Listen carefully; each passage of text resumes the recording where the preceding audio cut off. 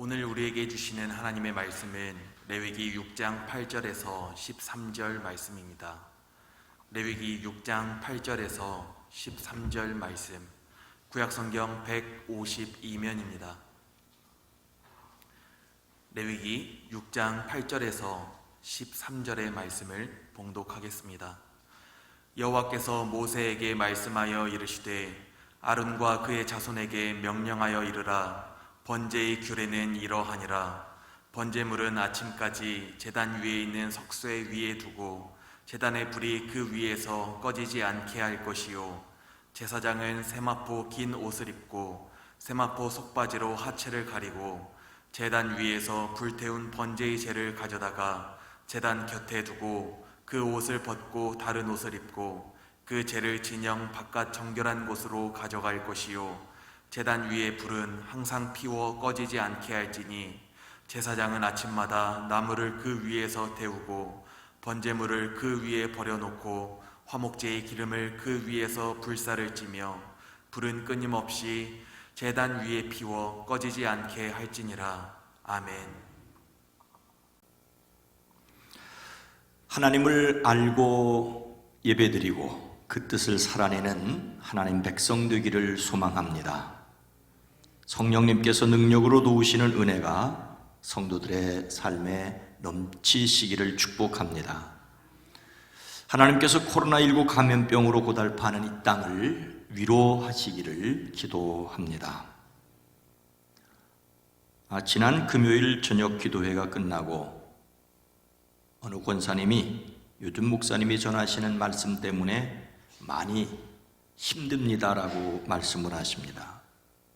무슨 말인가 하였더니 요즘 새벽에 전하는 성품 큐티의 내용이 남보다 가족을 먼저 섬긴다라는 것이기 때문이랍니다.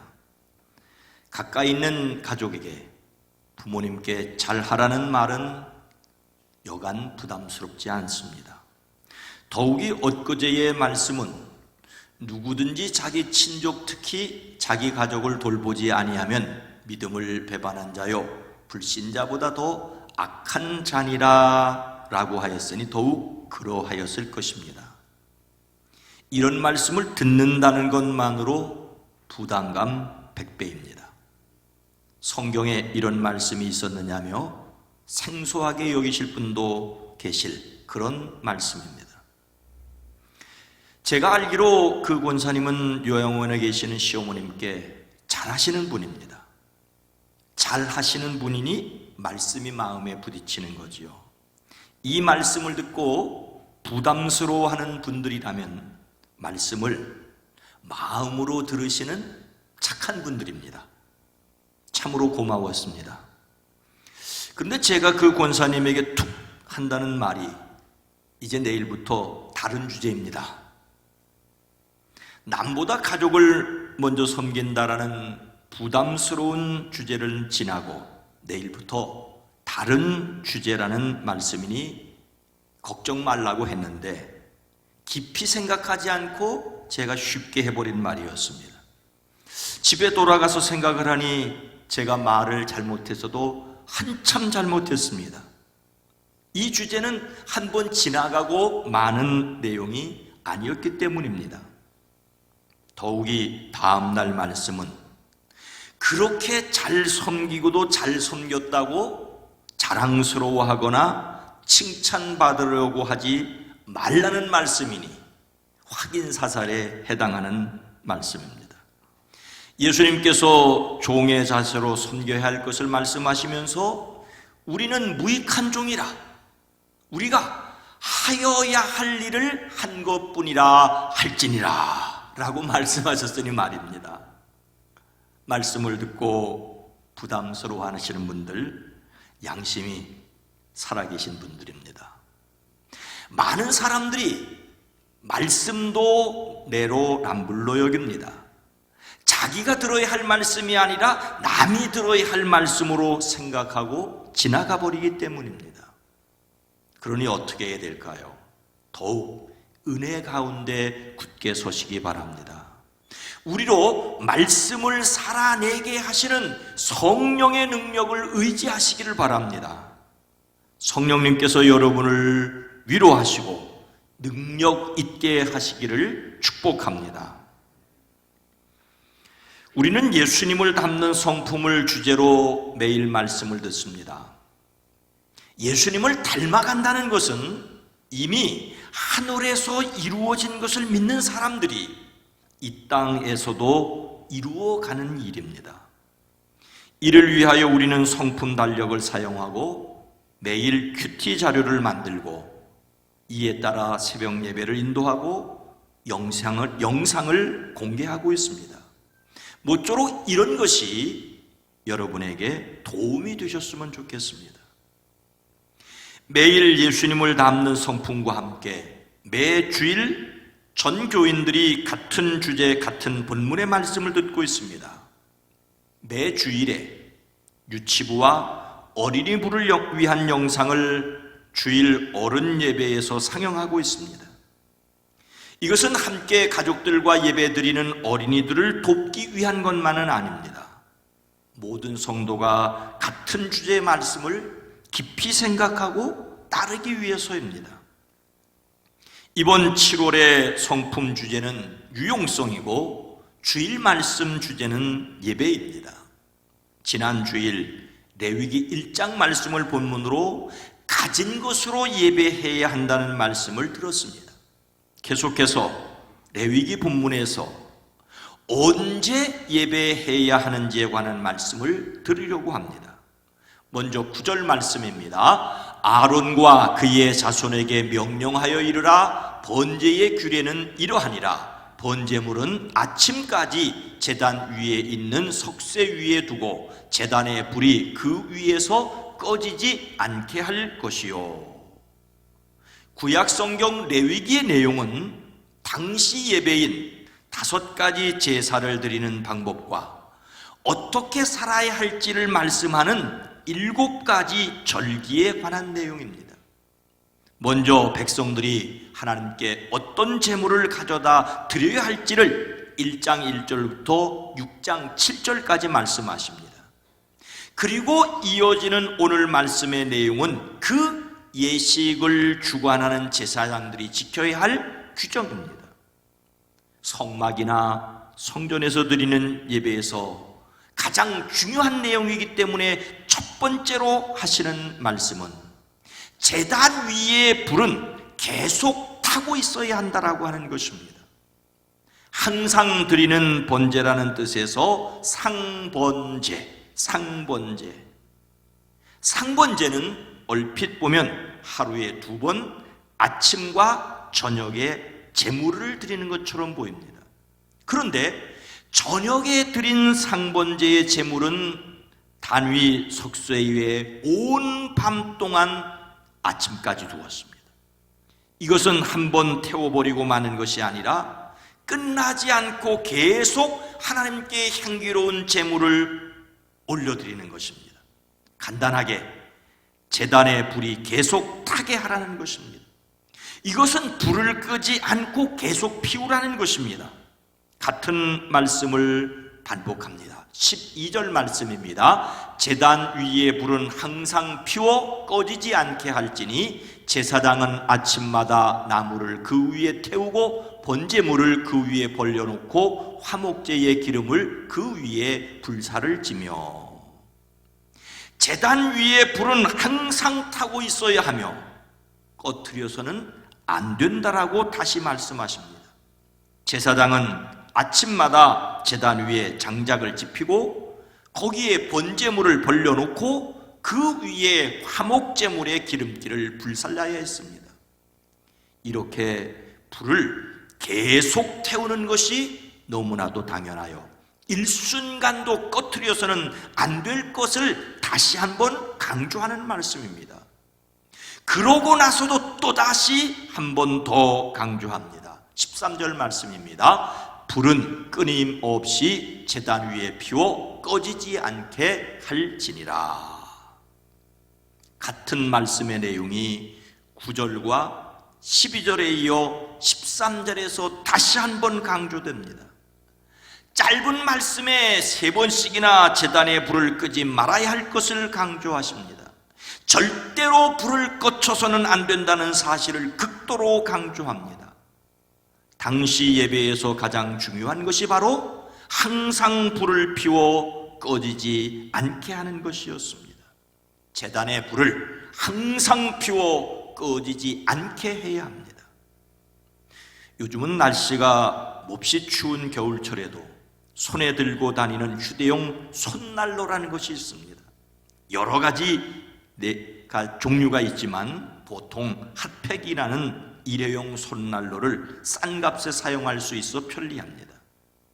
이런 것이 없던 시절 방 안에 피워둘 난로도 변변치 않았던 시골에서 나무를 피우고 남은 숯불을 담은 화로라는 것을 사용했습니다. 저녁에 소주 끓인 후 아궁이에 남은 숯불을 담아 윗목에 들여놓으면 겨울 긴 밤 한기를 줄일 수가 있었습니다. 고구마를 구워 먹기도 했는데 부젓가락으로 휘저으면 불이 사그러진다고 혼나기도 했습니다.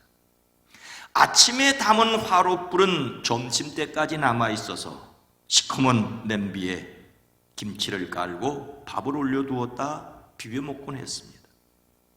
언젠가 화로에 남긴 숯불이 거의 다 사라지고 난 재를 뒤적거리다 재 속에 남아있는 아주 여린 잿불을 보면서 신기하게 여겼던 기억이 제게는 지금도 남아있습니다. 속담에 화로의 불씨가 끊어져서는 집안이 망한다라고 했는데 성냥도 귀한 시절에 불씨를 보존하는 것은 살림살이의 중요한 부분으로 여겼던 모양입니다. 오늘 말씀은 하나님의 제단에 피운 불을 꺼지지 않게 하라고 하십니다. 이것은 불씨를 사라지지 않게 하라는 것입니다. 이렇게 불이 꺼지지 않게 하여야 하였던 이유가 무엇이었겠습니까? 불을 일으키는 성냥이 없던 시절에 불씨를 전달하는 것은 가문의 중대사였습니다. 불씨 보존을 가문의 혼을 보존하는 것으로까지 생각하였을 것입니다. 그런데 성막이나 성전 예배에서 불을 항상 피워 꺼지지 않게 하였던 것은 하나님을 어떤 분으로 믿고 있느냐라는 신앙과 관련된 것입니다. 시편 121편 3절 후반절의 말씀입니다. 너를 지키는 이가 졸지 아니하시려다. 이스라엘을 지키시는 이는 졸지도 아니하시고 주무시지도 아니하시리로다.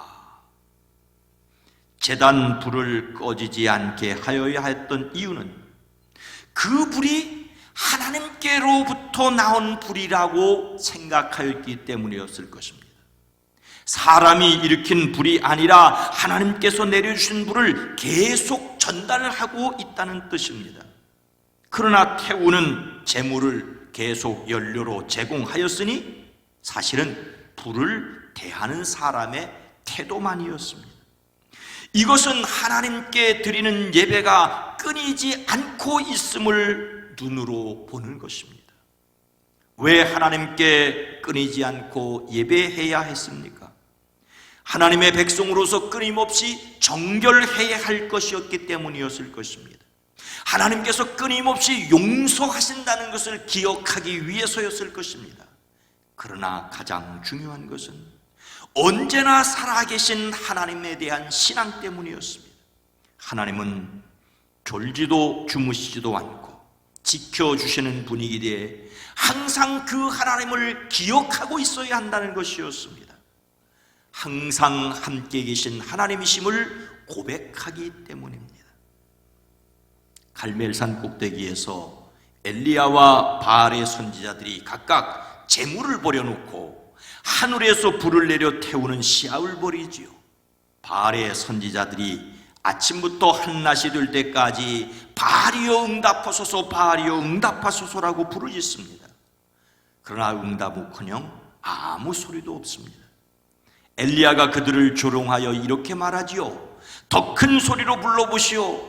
바알은 신이니까 다른 볼일을 보고 있을지 아니면 용변을 보고 있을지 아니면 멀리 여행을 떠났을지 그것도 아니면 자고 있으므로 깨워야 할지 모르지 않소.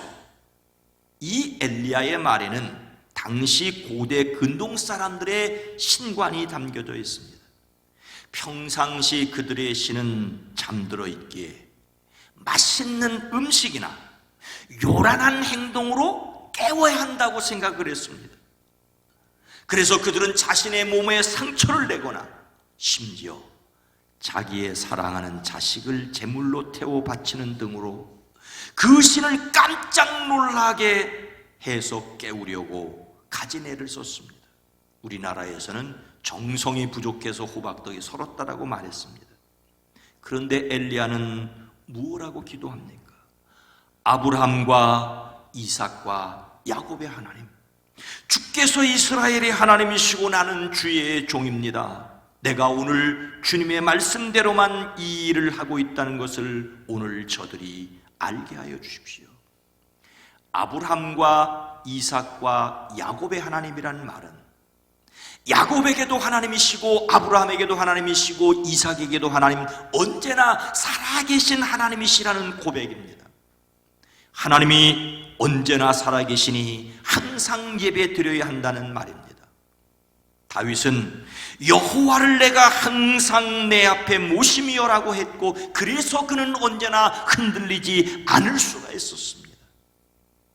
선지자 이사야는 남유다의 왕들 가운데 가장 악하다는 아하스에게 말하였습니다. 백성에게 우상을 숭배하게 하는 것만으로도 부족하여 자기 아들을 암몬의 신인 몰록에게 태워 제사하였던 그 아하스에게 하나님께서 임마누엘의 징조를 보여주실 것이라고 외쳤습니다. 가장 놀라운 일은 하나님이 항상 함께 계시다는 것입니다. 이 땅에 오신 하나님이신 예수님의 다른 이름은 임마누엘이었습니다.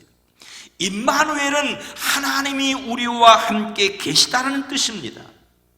우리는 예수님의 이름으로 하나님이 함께 계심을 믿음으로 하나님께 예배합니다. 예수님의 이름으로 언제나 살아계신 하나님께 항상 예배하는 사람들이 되어지기를 주의 이름으로 축복합니다. 그런데 여러분, 예수님을 힘입어 예배드릴 수 있는 이유가 무엇입니까? 아니, 예수님을 힘입어야만 예배드릴 수 있는 이유가 무엇입니까? 10절 말씀입니다. 제사장은 세마포 긴 옷을 입고 세마포 속바지로 하체를 가리고 제단 위에서 불태운 번제의 재를 가져다가 제단 곁에 두고, 언제나 살아계신 하나님, 항상 예배를 드려야 할 분, 그런데 그 예배를 드리는 사람은 제사장이었습니다. 제사장만 하나님께 제물을 드리는 일을 하였습니다. 백성은 제물을 준비하여 그 위에 손을 얹어 기도하여 죄를 옮겨지게 하고, 그 제물을 드리는 일은 오직 제사장이 하였습니다. 그런데 그 일을 맡은 제사장도 사실은 온전한 사람은 아니었습니다. 그래서 제사장은 번제를 드리는 동안 못이 두루마리를 입고 속에는 맨살에 못이 고의를 입어야 했습니다. 이것은 제사장의 품위를 높이고 권위를 세우기 위한 것이 아니었습니다. 이렇게 하지 않으면 그도 하나님 앞에 설 수 없는 연약한 인간이라는 것을 표시할 뿐입니다. 예복은 하나님 앞에서 자신을 가리기 위한 것이었습니다. 성경에서 옷을 입는다라는 것은 단지 의복을 거치다라는 의미만이 아닙니다. 오늘 말씀에서 입는다는 말은 본래 둘러싼다는 뜻입니다. 무언가로 이 몸을 가리는 것입니다. 입다는 말과 가린다는 말은 전혀 똑같은 단어입니다. 부끄러운 것을 가리니 마침내 하나님 앞에 설 자격이 생긴다는 뜻이지요. 요셉이 애굽의 총리가 되었을 때 그는 세마포 옷을 입었습니다. 히브리 노예였다는 것을 가리고 애굽의 총리 자격으로 일할 수 있게 되었습니다. 옷을 입음으로 자격 없던 사람에게 자격이 생깁니다. 사람에게는 자신이 약한 것과 더러운 것을 가려줄 것이 필요합니다. 그런데 예수님은 이런 예복을 입지 않고도 대제사장의 역할을 하실 수 있는 분입니다. 히브리서 4장 14절 말씀입니다. 그러므로 우리에게 큰 대제사장이 계시니 승천하시니 곧 하나님의 아들 예수시라. 우리가 믿는 도리를 굳게 잡을지어다. 예수님은 우리가 믿는 도리의 사도이시며 대제사장이십니다. 다윗의 후손으로 오셔서 멜기세덱의 계통을 따라 영원한 대제사장이 되셨습니다. 은이나 금 따위에 없어질 물건으로 값을 치르신 것이 아니라 흠도 티도 없는 어린 양 같은 자신의 귀한 피를 값으로 내어주셨습니다. 성전이나 성막에서 드렸던 예배에서 그 제물을 드리는 일은 오직 제사장만이 할 수 있었죠. 제사장이 자신의 인간적인 부끄러움을 가리고 나서야 백성이 드리는 제물을 하나님께 드릴 수 있었습니다. 우리는 대제사장이신 예수님을 믿고 그 이름으로 하나님께 나아가는 예배자가 될 수 있습니다. 예수님을 믿고 그 이름으로 예배할 수 있습니다. 우리가 예수님의 이름으로 항상 예배를 드릴 수 있도록 하나님 아버지께서는 우리에게 성령을 선물로 주셨습니다. 예수님께서는 내가 아버지께 구하겠으니 그가 또 다른 보혜사를 너희에게 주사 영원토록 너희와 함께 있게 하리니라고 말씀하셨습니다. 우리는 성령을 의지하고 항상 하나님께 예배합니다. 우리는 결코 자신의 힘으로 하나님께 나아갈 수 없습니다. 구약에서도 제사장이 제물을 대신 드렸습니다. 우리는 우리를 대신하여 십자가에 돌아가셨으나 부활하신 예수님, 그 이름으로 오셔서 우리와 영원토록 함께 계신 성령님으로 항상 예배할 수 있습니다. 함께 계신 성령을 의지하는 예배자가 되어지기를 주의 이름으로 축원합니다.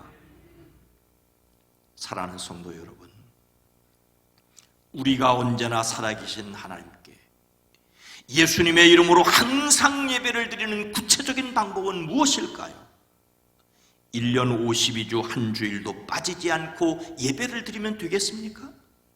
1년 365일 하루도 빠짐없이 매일 새벽 기도를 드리는 것이겠습니까?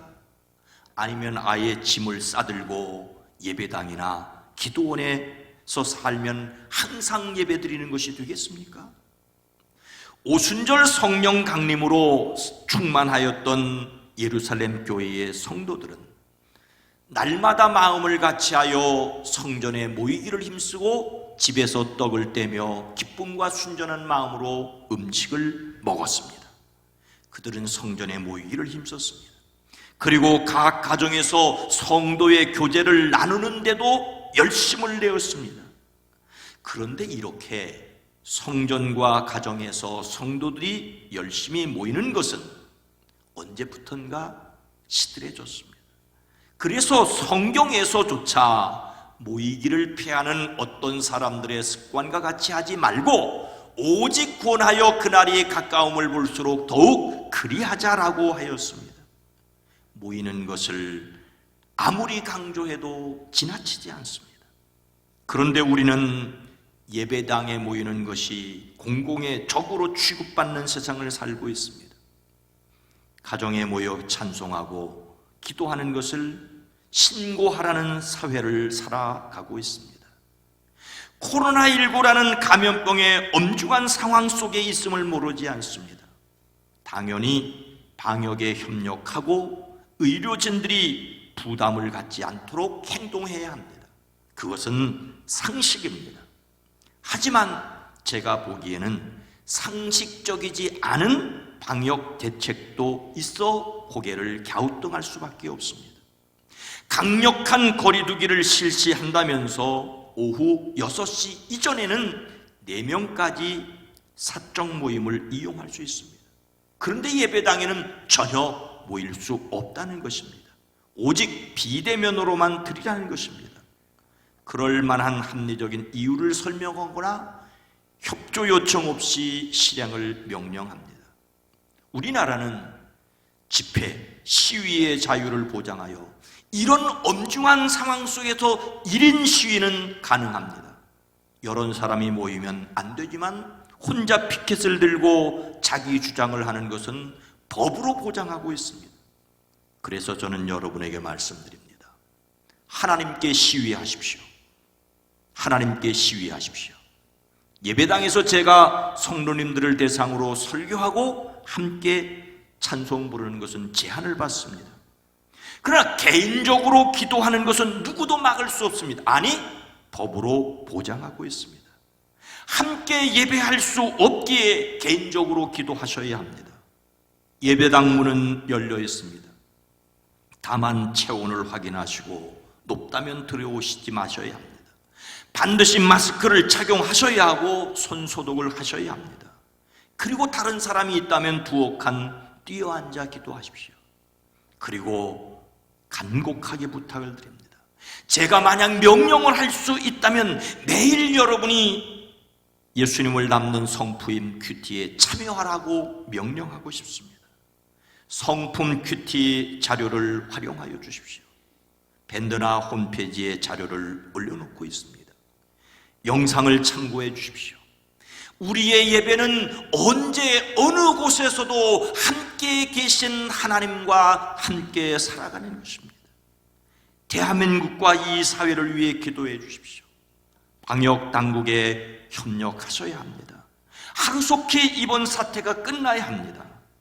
항상 예배를 드리는 것은 1년 52주 365일을 단 한 번도 빠지지 않는 것으로도 부족합니다. 매 순간 자신의 자리에서 성령님과 함께 있음을 고백하는 삶이어야 합니다. 성령님께 인도함을 받는 우리의 삶이 되어지기를 주님의 이름으로 축복합니다. 거룩하신 하나님, 자비로우신 주님, 매일 순간순간마다 하나님과 더불어 살게 하옵소서. 그 일을 위해 필요한 것이 우리가 주의를 지키는 것이고 우리가 매일 기도하는 것입니다. 그러나 매 주일을 주님의 날로 지킨다 할지라도, 매일을 깨워 새벽 기도를 드린다 할지라도 그것으로 항상 예배하는 것은 아닙니다. 주여, 우리의 무엇이까지 우리가 가족에게 또는 직장에서, 일터에서, 사업에서 충실한 그 순간에도 하나님이 함께 계셔서 성령님께서 이끌어 가시는 것을 경험하고 간증하게 하옵소서. 이 땅을 치료하시옵소서. 예수님의 이름으로 간절히 기도드리옵나이다. 아멘.